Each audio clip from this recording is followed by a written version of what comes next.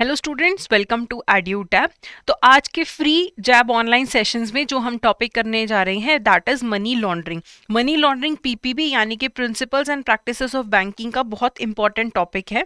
तो इस टॉपिक के एंड में हम इससे रिलेटेड कुछ एमसीक्यूज भी करेंगे। तो ये हमारा इस हफ्ते का जैब फ्री ऑनलाइन क्लासेस का एक शेड्यूल है, starting with money laundering, then will covering debit and credit, evolution of Indian economy and likewise हम मल्टीपल टॉपिक्स कवर करेंगे और हर टॉपिक के बाद हम उससे रिलेटेड एमसीक्यूज करेंगे, ताकि एक बार आपने अगर एक टॉपिक का पढ़ने के बाद एमसीक्यूज कर लिए तो आप अपनी नॉलेज भी टेस्ट कर पाते हैं कि क्या आपको वो टॉपिक अच्छे से समझ आया है या नहीं आया है। नहीं आया, कुछ प्रॉब्लम लग रही है तो आप कमेंट सेक्शन में जाके कमेंट कर सकते हैं, बता सकते हैं, या फिर वीडियोस को मल्टीपल टाइम्स आप देखिए और आपको वो टॉपिक ज़रूर आपका सॉलिडिफाई हो जाएगा। तो let's start with money laundering. Money laundering का क्या मतलब है? ब्लैक मनी को व्हाइट मनी में कन्वर्ट करने का जो प्रोसेस है, सिंपल भाषा में अगर देखा जाए तो यही है कि ब्लैक मनी को व्हाइट मनी में कन्वर्ट किया जाता है। ब्लैक मनी का क्या मतलब है? जो मनी आपका इलेजिटिमेट जगहों से आया है, जो इलीगल आपने चीजें की हैं, वहां से जो पैसा आया है उसे बोला जाता है ब्लैक मनी।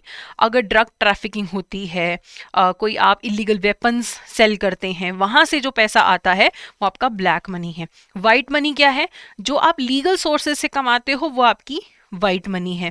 मान लीजिए अगर मैं पढ़ा रही हूँ, अगर आप कोई गवर्नमेंट जॉब करते हैं, आप लोग बैंक्स में काम करते हैं, तो आपकी सैलरी वाइट मनी है। लीगल प्रोफेशन है, वहां से पैसा आया है, वो वाइट मनी है। तो अब जो लोग ब्लैक मनी अर्न करते हैं वो चाहते हैं कि उस पैसे को वो आराम से खर्च कर सके। तो अब आराम से खर्च कब कर सकते हो? वाइट मनी है तो आराम से खर्च करो, कोई आपको पूछेगा नहीं, कोई टैक्स अथॉरिटीज नहीं पूछेंगी कि पैसा कहाँ से आया, क्योंकि आप रिटर्न फाइल करते हो, गवर्नमेंट को पता है कि आपको सैलरी मिल रही है, आप टीडीएस कटवाते हो। लेकिन ब्लैक मनी वाले क्या करें? उनके पास तो कोई सोर्स ही नहीं है दिखाने के लिए कि कहाँ से पैसा आया है, तो वो एक प्रोसेस फॉलो करते हैं जिससे ब्लैक मनी को व्हाइट में कन्वर्ट किया जा सकता है। अगर उस प्रोसेस की बात करें तो उसमें 3 स्टेजेस आपको देखने को मिलते हैं: प्लेसमेंट, लेयरिंग, इंटीग्रेशन। तो आपको याद रखना है स्टेजेस इस सीक्वेंस में, PLI, इस सीक्वेंस में आपको याद रखना है कि सबसे पहले प्लेसमेंट होती है, देन लेयरिंग, देन इंटीग्रेशन। तो मनी लॉन्ड्रिंग में लॉन्ड्रिंग टर्म जो है उसका भी इंपॉर्टेंस है। आप अगर इंग्लिश मूवीज देखें, वेस्टर्न यूएस वाली, वहां पे आपको बहुत बार देखने को मिलता है कि एक पर्सन एक शॉप में एंटर करता है, वहां पे ऐसे मशीन्स लगी हुई हैं, वॉशिंग मशीन्स। ये वॉशिंग मशीन्स है, इसके ऊपर वॉशिंग मशीन लगी हुई बहुत सारी। तो वो क्या करते हैं, एक सिक्का डालते हैं, यानी कि सिक्के के थ्रू पे करते हैं, और उसके बाद अपने गंदे कपड़े डालते हैं और वॉशिंग पाउडर वगैरह जो भी यूज़ करना है वो डालते हैं, और कपड़े धुल के उनको मिल जाते हैं। उस जगह को लॉन्ड्रेट बोलते हैं। तो पुराने ज़माने में कैसे ब्लैक को वाइट किया जाता था? अब मान लो ये लॉन्ड्रेट चलाने वाला पर्सन है हैरी। हैरी के पास ना हर महीने ब्लैक मनी आता है, वो ड्रग्स बेचता है। अब ड्रग्स बेच के पैसा तो इलीगल है, तो वो ये जब टैक्स फाइल करते हुए दिखाएगा, चाहे उसको लॉन्ड्रेट से कितनी कमाई हो रही है, $100 की हो रही है सिर्फ, चलता नहीं है ज़्यादा। लेकिन लॉन्ड्रेट एक कैश बेस्ड बिजनेस है कि आप अगर अपने कपड़े धोने वहां पे जाते हैं तो आप वहां पे 5, 10, 20 रुपए डिपेंडिंग अपॉन कितने कपड़े हैं आप पे करते हो, तो फुली कैश बेस्ड है। वहां पे कोई चेक तो देगा नहीं। तो यहाँ पे कैश कहाँ से आया? हमेशा हैरी बोलेगा कि मेरा तो लॉन्ड्रेट बहुत चलता है। तो जहां उसको लॉन्ड्रेट से सिर्फ $100 की कमाई हो रही है, $100 की कमाई हो रही है, वो हो सकता है $1500 दिखा दे। $100 लेजिटिमेट कमाई है, 1400 तो उसके ड्रग से आया हुआ पैसा है। लेकिन गवर्नमेंट कैसे वेरीफाई करेगी कि नहीं, लॉन्ड्रेट से पैसा नहीं आया? क्योंकि लॉन्ड्रेट तो कैश बेस्ड बिजनेस है। तो हिस्टोरिकली ये लॉन्ड्री वाली जगहों को यूज किया जाता था ब्लैक को वाइट करने के लिए। इसे मनी लॉन्ड्रिंग नाम आज भी हम यूज करते हैं। ठीक है, तो अब हम मेन स्टेजेस पे आते हैं। 3 stages, PLI, placement, layering and integration. Placement में हम पैसे को इंट्रोड्यूस करते हैं फाइनेंशियल सिस्टम में। कि अब ये हैरी है, हैरी ने तो ड्रग से पैसा कमा लिया, इसके पास मान लो $50,000 है, तो वो कैसे शो करेगी $50,000 कहाँ से आया? एक लिमिट तक ही लॉन्ड्री का दिखा सकता है ना। तो अब उसके पास $50,000 हैं। और वो क्या करे अब उस पैसे का, इलीगल मीन से कमाया हुआ पैसा उसके पास $50,000 पड़ा है, तो सबसे पहले वो प्लेसमेंट करेगा। प्लेसमेंट होता है कि आप इंट्रोडक्शन करवाते हैं, इंट्रोड्यूस करते हैं पैसा फाइनेंशियल सिस्टम में, आप पैसा डालना शुरू करते हैं। लेजिटिमेट बिजनेस दिखाने के लिए आप पहले पैसा इंट्रोड्यूस करते हो। आप पैसा कैसे इंट्रोड्यूस करोगे फाइनेंशियल सिस्टम के अंदर? आप नकली इनवॉइसेस दिखा दो कि मेरा तो ये पैसा है, मेरी दुकान से आ रहा है। दुकान से चाहे आपको दिन की 500 रुपए की कमाई हो रही है, लेकिन आप क्या दिखाओगे कि मेरी दुकान तो बहुत चलती है, 10,000 रुपए महीना मेरी कमाई तो बिजनेस से आ रही है। तो आप इस तरीके से किसी ना किसी तरीके से आप ऐसा भी कर सकते हो कि बहुत सारे अकाउंट्स में थोड़ा थोड़ा थोड़ा पैसा जमा करवा देते हो, कि आपने जब आप एक साथ पैसा जमा कराओगे तब टैक्स वालों की नजर पड़ती है। अगर आपने 5,000 अपने बेटे के नाम पे, 5,000 बीवी के नाम पे, 5,000 किसी रिश्तेदार के, 5,000 नौकर को देके आपने पैसा बैंक में डाल दिया, छोटे छोटे अमाउंट डालते हो तो टैक्स वाले भी नजर नहीं डालते, तो आपने एक तरीके से पैसा इंट्रोड्यूस कर दिया बिजनेस, जो भी आपका इलेजिटिमेट बिजनेस से आया है फाइनेंशियल सिस्टम में, कि हैरी ने क्या किया, $50,000 थे, 5,000 किसी को दिए, 5,000 किसी को दिए, 5,000 किसी अकाउंट से डाले, कहीं इनवॉइस दिखा दी, आपने एक बार पैसा फाइनेंशियल सिस्टम में डाल दिया, पैसा डल गया। अब वो करेगा लेयरिंग। लेयरिंग में वो मल्टीपल ट्रांजैक्शन करेगा, बहुत सारी एक के ऊपर एक के ऊपर उसी पैसे को घुमाता रहेगा, कि उसने 5,000 स्टॉक्स में डाले, 5,000 किसी ऐसी कंट्री में इन्वेस्ट कर दिए, $20,000 जहां पे जो स्ट्रिक्ट नहीं है लॉस टैक्सेशन के इतने हैं। तो लेयरिंग में क्या होता है, इतनी लेयर्स बन गई कि अगर गवर्नमेंट देखना चाहेगी कि ये पैसे का सोर्स क्या है, वो सोर्स नहीं ढूंढ पाएगी, ऑडिट ट्रेल नहीं छोड़ेंगे, या ऑडिट ट्रेल को बहुत ज़्यादा कॉम्प्लिकेट कर देंगे। अगर हम ऑडिट करने की कोशिश करेंगे कि ये पैसा कहाँ से आया है, हम नहीं जान पाएंगे।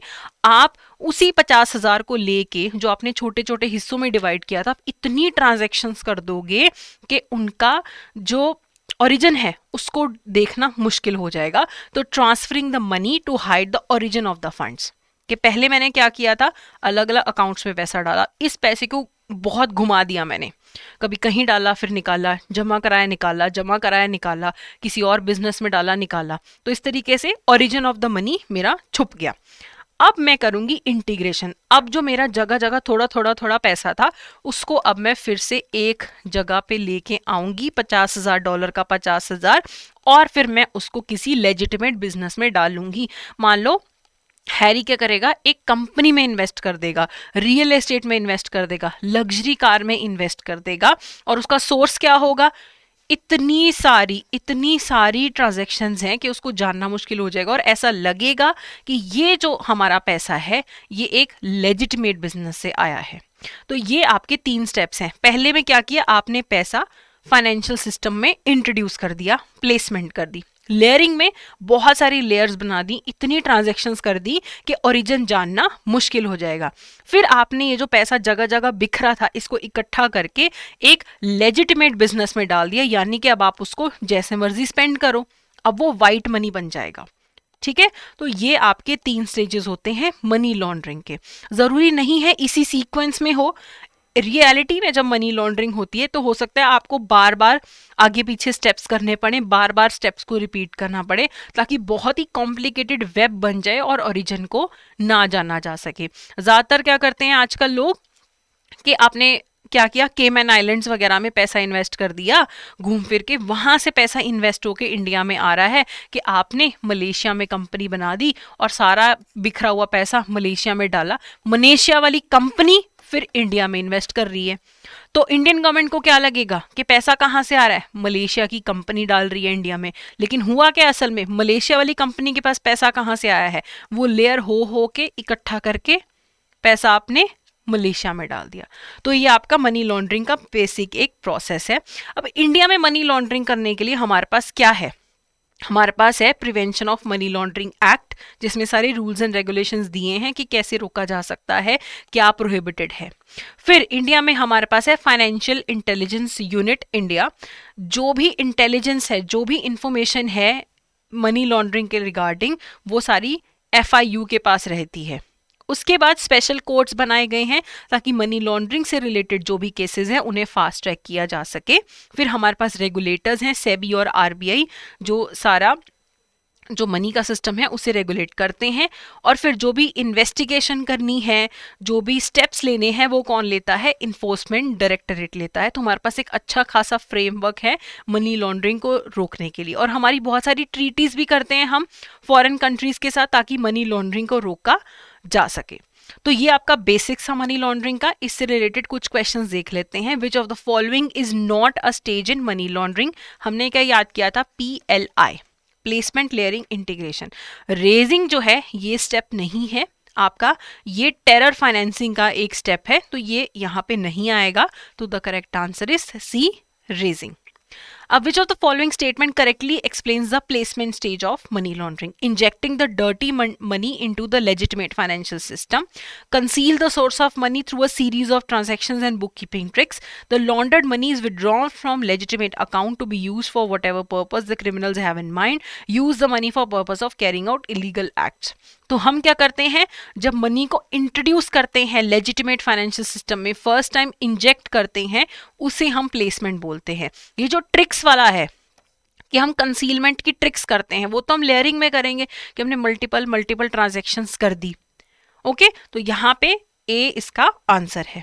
अगला है dash is the global money laundering and terrorist financing watch dog which sets international standards that aim to prevent these illegal activities and the harm they cause to the society. ये हमने मेन सिलेबस में नहीं अभी उसमें discuss किया YouTube session में, लेकिन इसमें हम अभी देख लेते हैं कि इसका आंसर होगा फाइनेंशियल एक्शन टास्क फोर्स।